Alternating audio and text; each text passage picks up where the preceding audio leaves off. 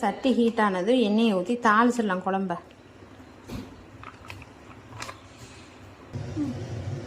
Play பண்ணிக்கலாம். இப்போ வெந்தயம் போட்டுக்கலாம்.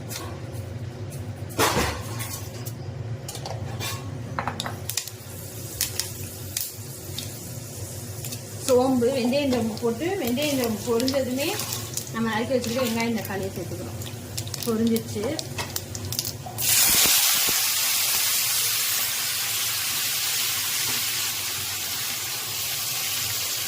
மிளகா அப்படியே போட்டுட்டு எண்ணெயிலேயே வதக்கிட்டு கரைச்சி வச்ச புளியை சேர்த்துக்கிறோம்.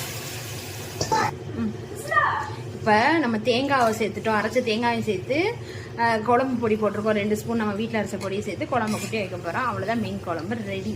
கொதிச்சு வந்ததும் இது வந்து கனமான மீனில், அதனால் இப்படி கொதி வரும்போதே மீனை சேர்த்துடணும். அப்போ தான் நல்லா மீன் வேகும், உடையாது உங்களுக்கு. இது வந்து கனமான மீன்.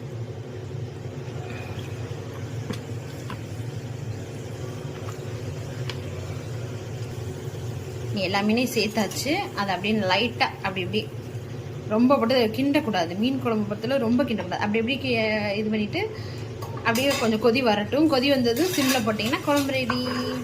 மீன் குழம்பு.